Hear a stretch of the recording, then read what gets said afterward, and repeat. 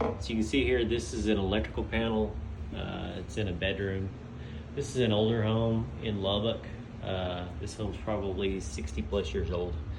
So the reason this panel is so common, and the reason Adrian and I see this panel all the time, I'm guessing this panel must have been the go-to panel back in this time frame, in the 50s and 60s and 70s, just because we see it everywhere. Probably every home in this neighborhood had this panel or still has this panel. The reason it's significant is because this is a Federal Pacific Stab Lok panel. And if you know much about electrical or real estate in general, you've probably heard of this panel before. You may not have seen one before. This panel has a history documented very well, I might add, online, of all kinds of defects, all kinds of problems with this panel.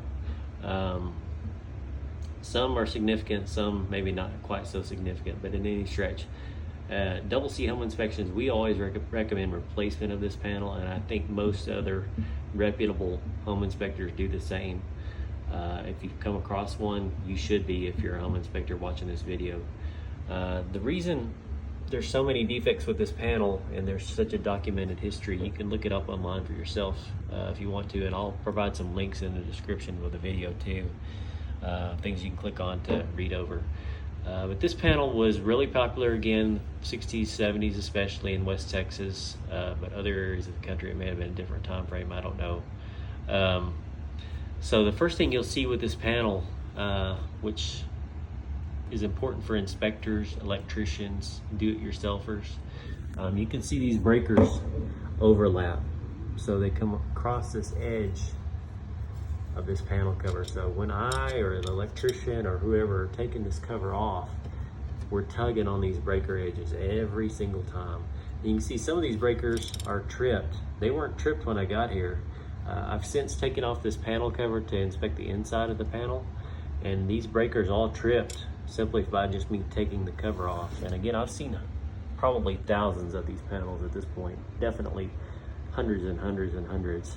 So I've taken this cover off a time or two in all manner of houses, and so I have some practice with taking this off, and I know how to take it off without tripping a breaker.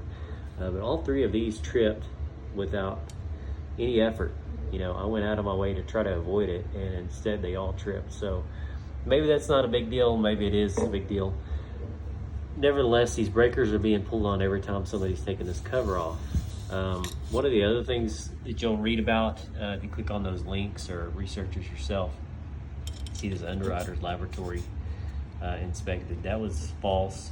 This company actually never had that done, so this is never certified by Underwriter's Laboratories, which basically they're responsible for certifying anything electrical, electronic. You still see it today, lamps and your laptop, everything will have that Underwriter's Laboratories tag on there if it's been certified.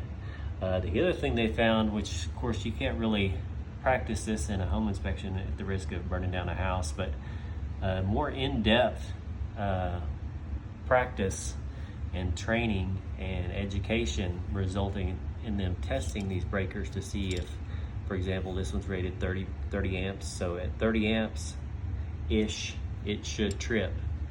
So in other words, if it's put under load up to 30 amps, this breaker should turn off. And the reason it turns off, just like any other breaker in any other panel of any brand, it should turn off because it's protecting the wiring and it's protecting what's at the other end. Maybe a dryer, maybe a range, maybe a air conditioner, whatever. It's protecting that unit, that appliance, that whatever it is, and it's protecting the wiring so you don't have a fire.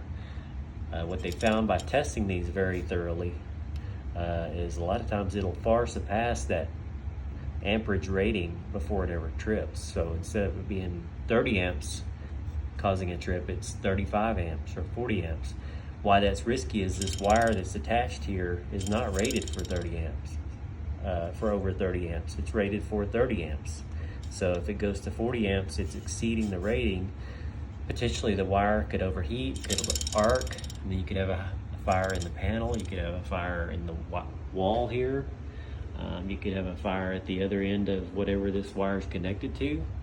It could damage the unit that's connected at the other end. Like I said, the dryer or the range or the air conditioner, what have you.